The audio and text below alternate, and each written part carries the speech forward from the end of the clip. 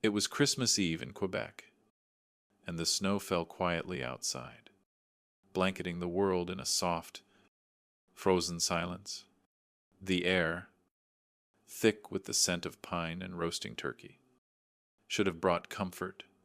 Yet, for me, it felt nothing like the warmth I used to cherish.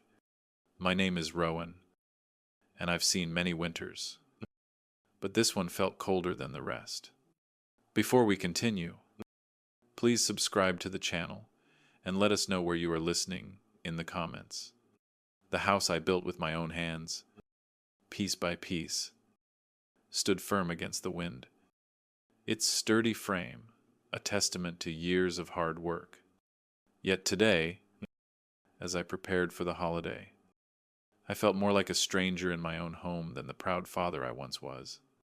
My son, Liam, I was coming for Christmas dinner, though I had no idea this would be the last time we'd sit at the table together.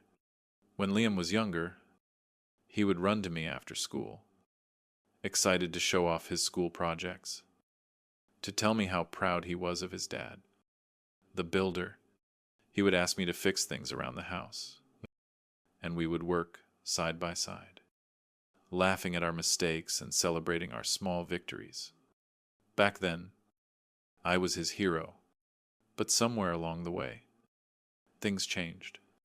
Liam grew older, and his world became one of luxury and success.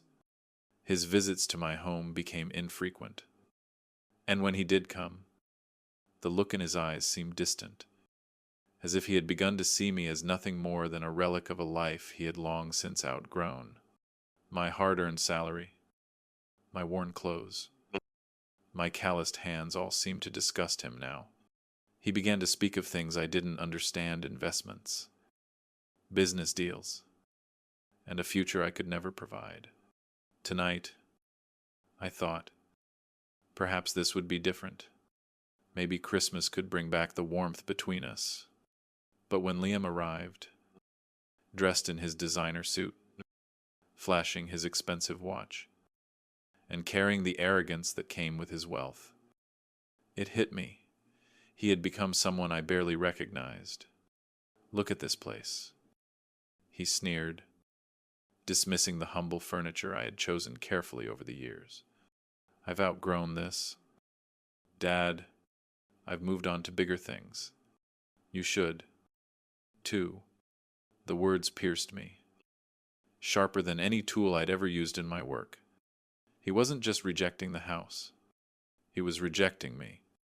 Everything I had done for him. All the sacrifices. All the nights spent working overtime to ensure he had a future. None of it mattered anymore. I wasn't his hero anymore. I was just the man who had built this house. A man who had failed to offer him the life he now wanted. The words Liam spoke echoed in my mind, but I couldn't bring myself to respond. The laughter from the guests in the background seemed to grow louder, their whispers thick with judgment. I turned away, retreating into the kitchen. I needed a moment to steady myself. But deep down, I knew I had lost him. I stood in the kitchen, staring at the steaming pot of turkey broth on the stove. But my mind was somewhere else, back in the living room, with Liam, the warmth from the kitchen, the scent of herbs, and the sound of the oven's hum couldn't mask the cold that had settled deep in my chest. How did we get here? How did I go from being the father he looked up to the man he now regarded with such disdain? The silence in the kitchen seemed endless. I could hear the distant murmur of conversation, the occasional laughter from Liam and his friends. But it felt as if the house had been hollowed out, stripped of everything that once mattered. In that moment, I realized I was no longer part of their world. When I walked back into the living room, the sight of Liam adjusting his tie and casually tossing his jacket over the back of the couch hit me like a punch to the stomach. He barely glanced up at me, so absorbed in himself, so comfortable in his new life, that he seemed to forget I was even there. I wanted to speak, to demand respect, but something stopped me. Maybe it was the years of sacrifice weighing down on my shoulders. Maybe it was the realization that no matter what I said, it wouldn't change the truth. I was a relic, a thing of the past, something that no longer fit into the life he had built. Why do you even bother with all this? Dad, Liam's voice cut through the air like a knife. You know what I do for a living. You know what people like me are capable of. You could have had all this if you'd just made smarter choices. Worked harder. Been more like Peter. The mention of Peter was the last straw. Peter Mills, the wealthy businessman who Liam admired so much. The man who had apparently replaced me, not just as Liam's role model, but as the person he aspired to be. Peter, I muttered under my breath, though it felt like the name itself was coated in bitterness. Liam's eyes narrowed, as if he had caught a glimpse of the disappointment behind my words.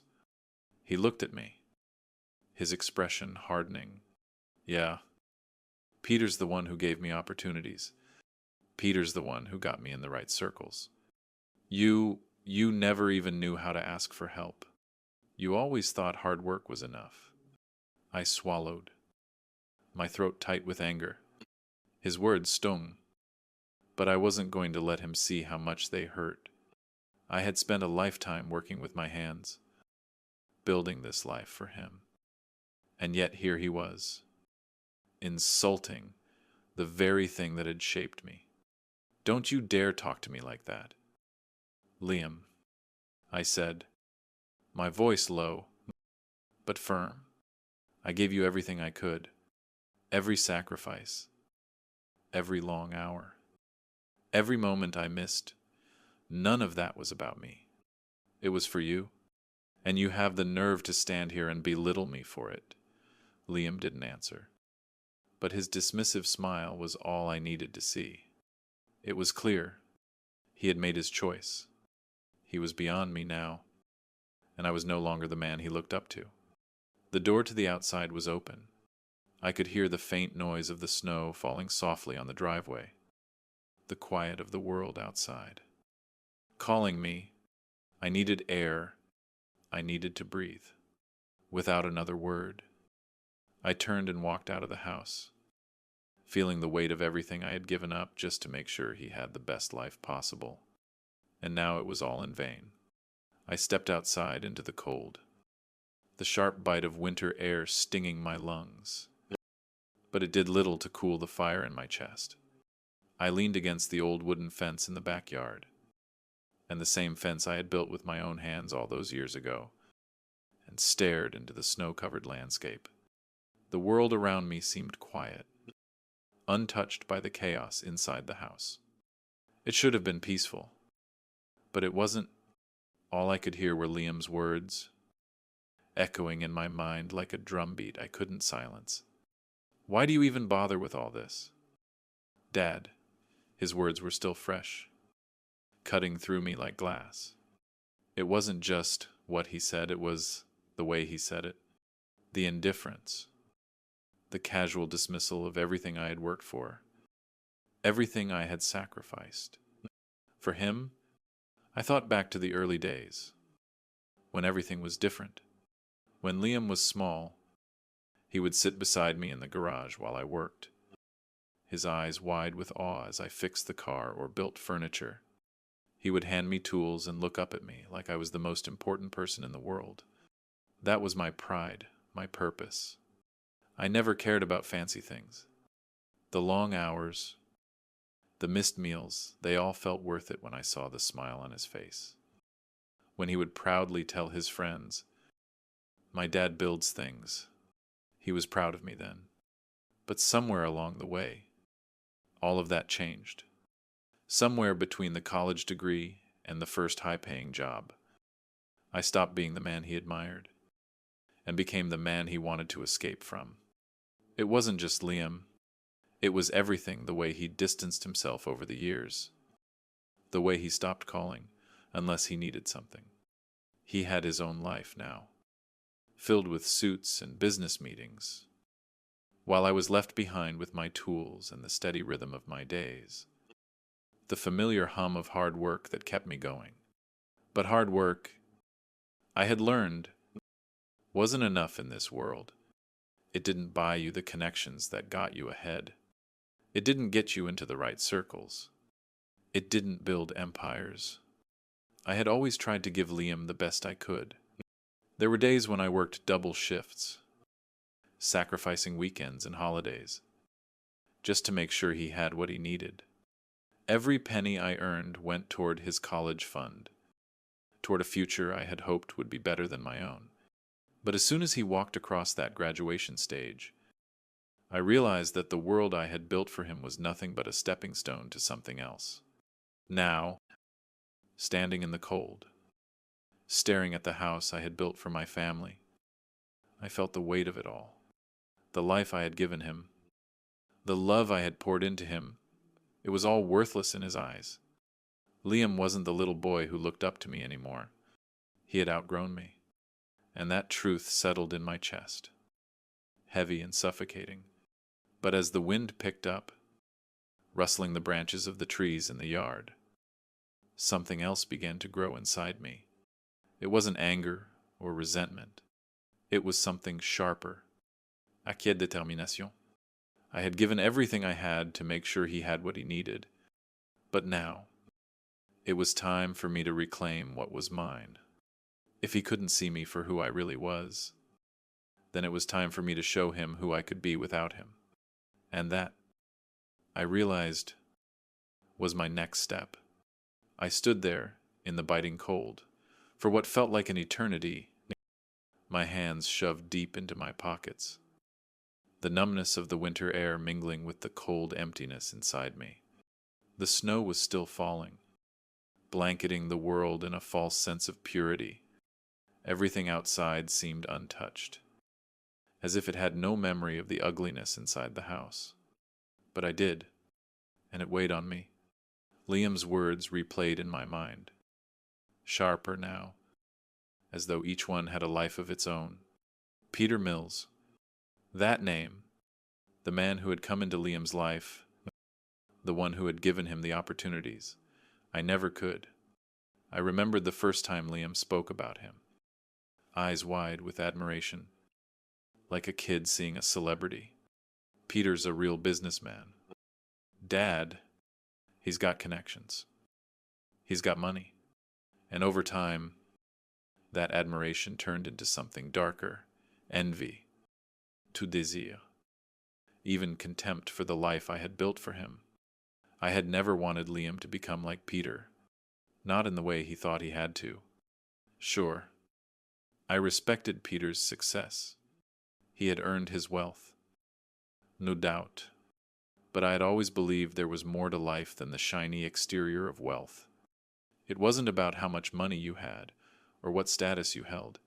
It was about who you were, and I had tried to teach Liam that, but somewhere along the way, the message got lost.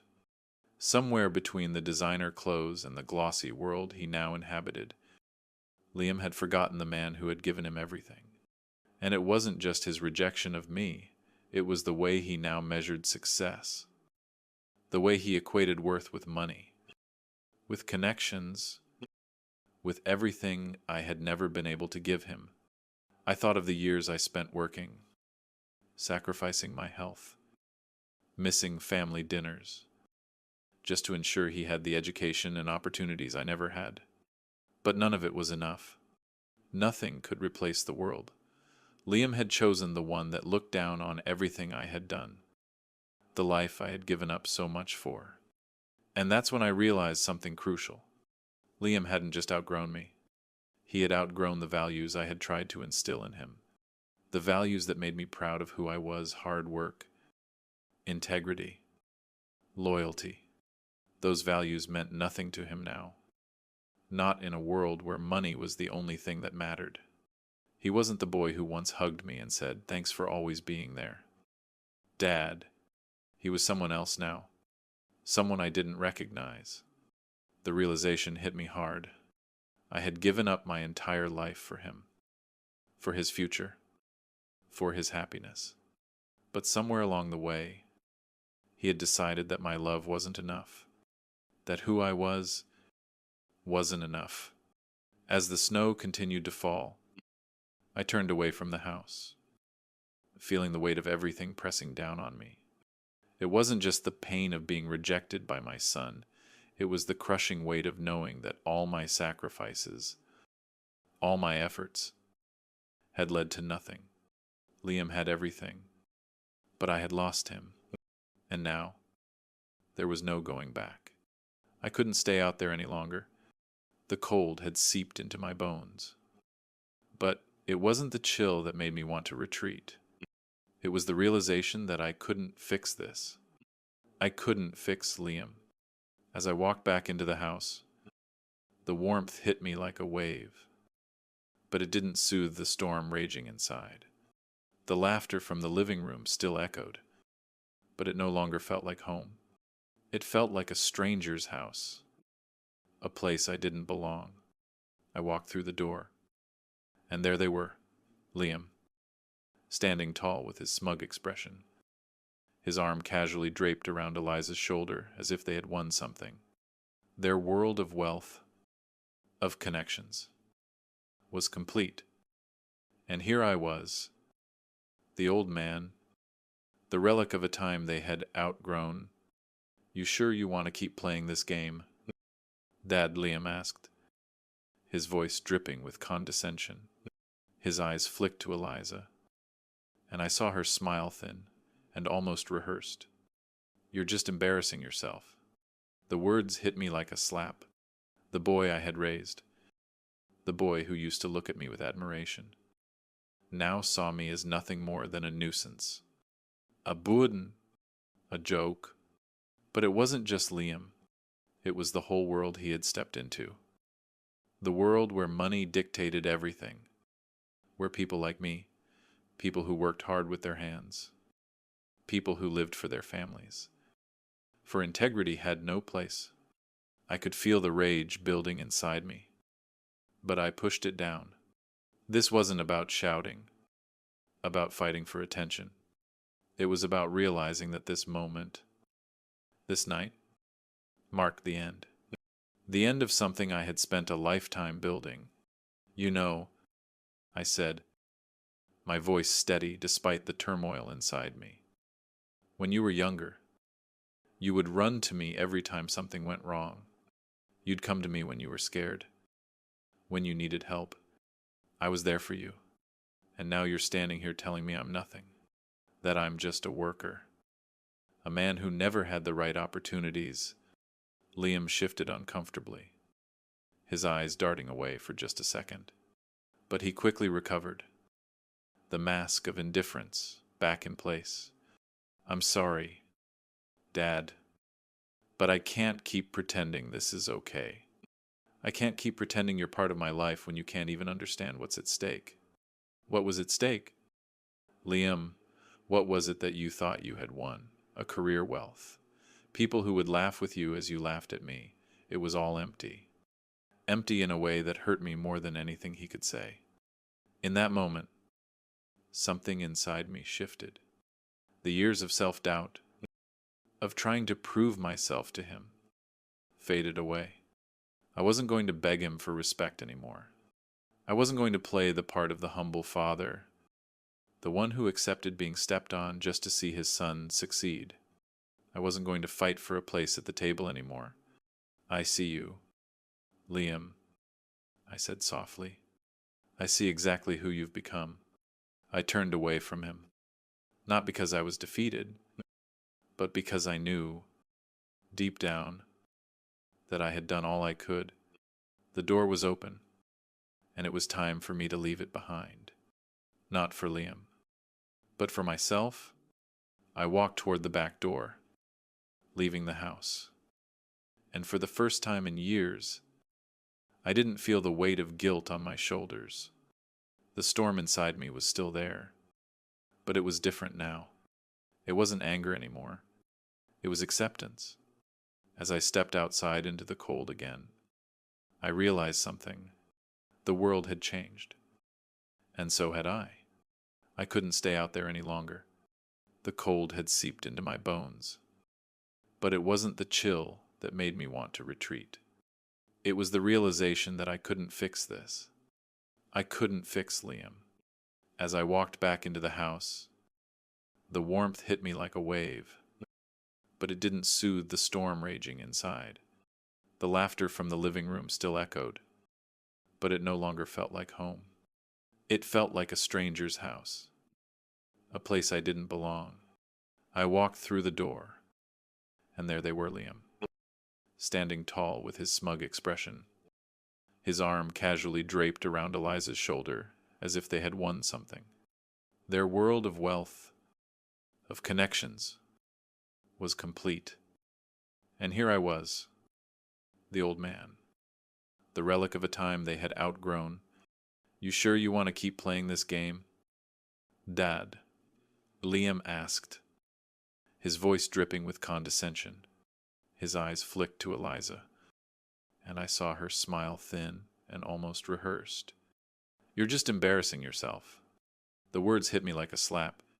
The boy I had raised, the boy who used to look at me with admiration, now saw me as nothing more than a nuisance, a burden, a joke. But it wasn't just Liam. It was the whole world he had stepped into. The world where money dictated everything. Where people like me, people who worked hard with their hands, people who lived for their families, for integrity had no place. I could feel the rage building inside me, but I pushed it down. This wasn't about shouting, about fighting for attention. It was about realizing that this moment, this night, marked the end of something I had spent a lifetime building.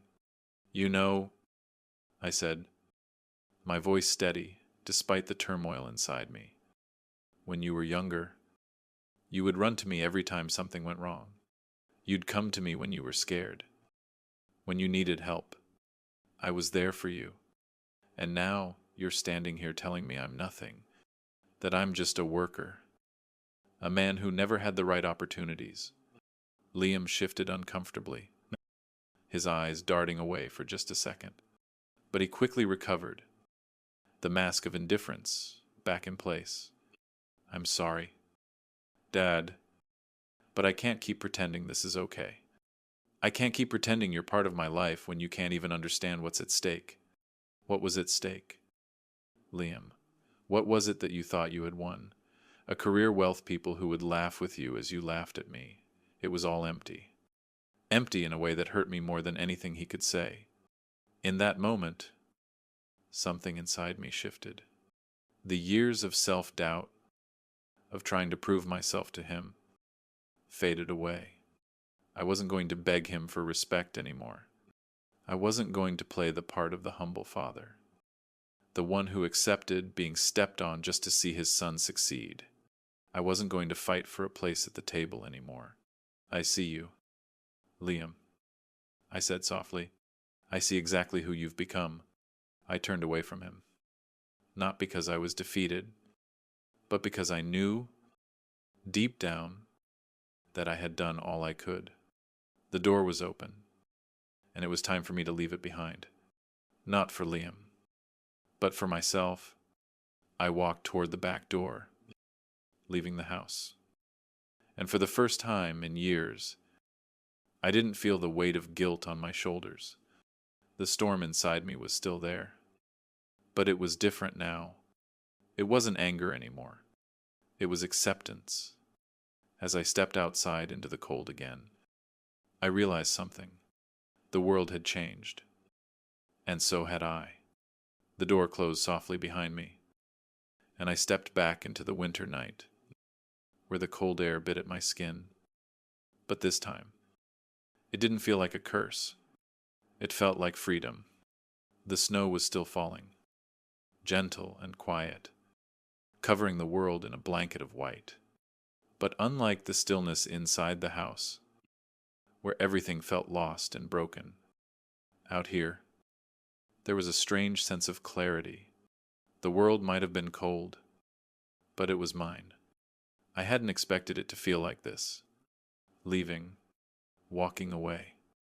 But now, With each step I took away from that house, the weight I had been carrying for years began to lift.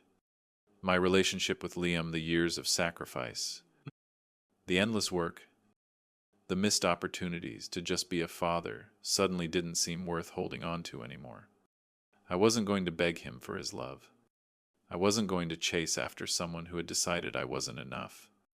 I had spent a lifetime believing that if I worked hard enough, gave enough, sacrificed enough, I could earn his respect. But what I had come to realize, out there in the cold, was that respect couldn't be earned with hard work alone. It had to be given freely, and Liam had chosen not to give it. His world had become one where the only thing that mattered was what you could buy, how much you could show off, and what status you could claim. He had rejected everything I had worked for. And yet, as the snow fell around me, I realized something. For the first time in years, I was free from trying to prove myself, free from trying to earn something that should have been mine by right. Liam had his life, his riches, his career, and I had mine. It wasn't glamorous, it wasn't shiny or impressive, but it was real. I thought of my hands, calloused from years of labor. I thought of the home I built, the work I had done to make sure Liam had the life he had now. And I thought of how, even though Liam had rejected me, those hands had never stopped working. They had never stopped loving him. I didn't need his approval anymore. I didn't need his validation. It wasn't just about Liam anymore. It was about me, about reclaiming my own dignity. I had spent too many years lost in the pursuit of something I thought was right, a son's love, a family's approval. But now I understood my worth wasn't tied to their acceptance. My worth was mine, built on the years of hard work, of sacrifice, of doing the best I could. I walked down the path, my steps slower now, each one firmer than the last. The world hadn't changed, but I had, and for the first time in a long while, I felt like the man I had always wanted to be. The man I had been all along. It was time to let go. For good. The night stretched on as I sat in the cold, the sting of the winter air fading into a dull ache in my bones. I could still hear the faint echoes of Liam's laughter from inside, but it felt so distant now, like the laughter of a stranger. I had walked away from the house, away from the man I had raised, and for the first time in what felt like years, I was alone. But it wasn't the kind of loneliness that crippled you. It was the kind that cleared your mind and gave you space to breathe. I leaned back against the fence, letting the silence of the night wash over me. It was a relief. The noise, the tension, the suffocating weight of trying to fit into a world that no longer saw me for who I was, it was all behind me. I could almost hear my father's voice in my head, reminding me that sometimes the greatest strength is in letting go. And maybe that was what I had been doing all these years, holding on too tightly, hoping that if I just tried harder, if I just gave more, Liam would see me for the man I was. But he didn't. He couldn't. The snow had started to accumulate, coating the world in a layer of pure white. And yet, I felt like I was walking through a fog, uncertain of where I was headed next. It wasn't just the rejection of my son that weighed on me. It was the realization that I had been chasing an illusion. The life I had built, the sacrifice I had made, it was all for someone who had already decided they didn't need it. They didn't need me. I looked at the house in the distance, its lights glowing warmly from the windows, and for the first time, I didn't feel like I wanted to go back. The thought of going back to that house, to that life, felt suffocating. The truth was right there in front of me. Liam had made his choice, and maybe it was time I made mine. As I turned back toward my car, the sound of a phone ringing broke through the stillness. I reached into my pocket, surprised by the sudden break in the quiet. It was a number I didn't recognize, and for a brief moment, I hesitated. Was it Liam calling? I didn't know if I was ready for another conversation that would only reopen wounds that hadn't even had the chance to heal. But something in me told me I needed to answer. I needed to face whatever was coming. So, I answered the call, my heart thumping in my chest as I braced myself for whatever was next. Dad. The voice on the other end was unmistakable. It was Liam. The weight of the past few hours hung heavily in the air between us. But it was clear that the conversation wasn't over yet. The moment I heard Liam's voice on the other end of the phone, a part of me stiffened, my guard instinctively going up. His tone was different, softer, almost too smooth, like he was carefully crafting his words before speaking them. I didn't know what to expect, but I wasn't sure I wanted to hear what was coming. Dad, he started, his voice tentative. I've been thinking about what happened yesterday. And I know I was harsh. I'm sorry. I didn't mean to hurt you. I could hear the rehearsed quality in his words, the sincerity lacking. It felt like a performance, one I had seen far too many times. Still, I held my breath, waiting for what came next. The cold night air seemed to press in around me as I stood there. Listening, Liam continued. I had a lot on my mind, and things with work, and Bethany. It was all too much, and I took it out on you. I'm sorry, Dad. Truly. I closed my eyes, steadying myself. And then, without hesitation, I asked the question that had been burning at the back of my mind. Liam, do you even know what you're apologizing for? The words left my mouth before I could stop them, and I immediately regretted the sharpness in my voice. But there it was, my frustration, my hurt, my disbelief.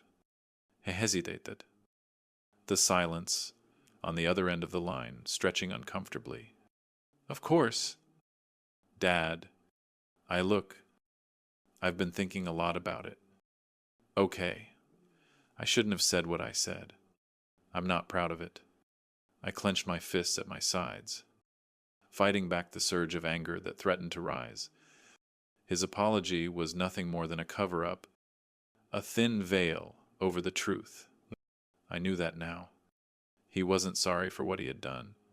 He was sorry because he had been caught. He was sorry because he could sense that things between us were falling apart. And he didn't want to be the one responsible for breaking it all. You think saying sorry is enough? Liam, my voice was quieter now, but it held a weight I hadn't expected. You think you can just say sorry and everything will be fine again? There was another pause. But this time, it wasn't filled with the same rehearsed calm. It was heavy, filled with guilt and uncertainty. Finally, Liam spoke, his words more hesitant than before. I didn't mean to push you away. Dad, I didn't mean to hurt you like that. The air between us felt thick with unsaid things. But in that moment, I realized something. His apology wasn't for me. It wasn't even for the words he'd said or the way he treated me. It was for himself, for the discomfort he now felt, knowing that his actions had consequences. But it wasn't enough. Not for me. I took a long breath, feeling the weight of everything I had been carrying for so long. And finally, I said what I knew needed to be said. I think it's too late for apologies. Liam. His silence was all the answer I needed. The silence on the other end of the line felt like a heavy weight, pressing down on me with every passing second. Liam didn't respond right away. And in that quiet, I could almost hear the wheels turning in his mind. He had expected something different, maybe regret. maybe the same old fatherly disappointment, but instead, I had said something he wasn't prepared for. The apology, the smooth words. They were nothing more than a bandage over a wound that was too deep to heal with empty gestures. The truth hung in the air between us. Unspoken but undeniable, Liam finally spoke. His voice strained. I don't know what you want from me. Dad, I've tried. Eva apologized. What more do you want? What did I want from him? That question echoed in my mind, and I felt my heart skip a beat. I wanted him to understand. I wanted him to see the years of sacrifice, the love that had never wavered, even when he had, but above all, I wanted him to recognize what he had done. This wasn't just about an argument. It was about everything that had led up to this moment. I don't want anything from you. Liam, I said quietly, the anger I had been holding on to beginning to subside. I just want you to understand that this isn't about me being a failure. This is about how far you've gone to push me away. He was silent again. And in that silence, I realized something else. This wasn't a conversation I could win. It wasn't a fight I could fight with words or logic. It was about letting go. And then, just as I was about to hang up, a voice I hadn't expected to hear broke through. It was Peter's. Joseph, he said, his tone calm and reassuring. I think we should talk. Peter Mills, the same man who had become the embodiment of everything Liam had aspired to be, the man who had, unknowingly, become the wedge between a father and son, the man I had dreaded facing. Yet in that moment, he felt like a lifeline. Peter, I said, surprised at the calmness in my voice. What is it? Peter continued, his voice firm yet sympathetic. I know what's been happening. Joseph, I know what Liam has said, what he's become. And I think it's time we address this, not just for you, but for him. He needs to understand where this is all going. I stood there, in the quiet of my yard, the snow falling around me, and I realized something. Peter had the power to help me make things right, not because he had all the answers, but because he understood the value of integrity, the same integrity I had tried to instill in Liam. For the first time, I didn't feel alone in this. Maybe, just maybe, this could be the turning point for all of us. Peter's voice was a steady anchor in the storm of emotions swirling inside me. Joseph, he continued, I think it's time we set the record straight. What's been happening isn't just about you and Liam. It's about the values that are being lost, the lessons that are being missed, and I can help. I felt a shift in the air as I listened to Peter, and for the first time in what felt like years, I didn't feel like I was fighting alone. The weight of everything I had tried to carry on my shoulders, the years of sacrifice, the disappointment, the rejection suddenly felt like something I didn't have to bear by myself. I appreciate that, Peter, I said quietly, my voice steady. But you're right.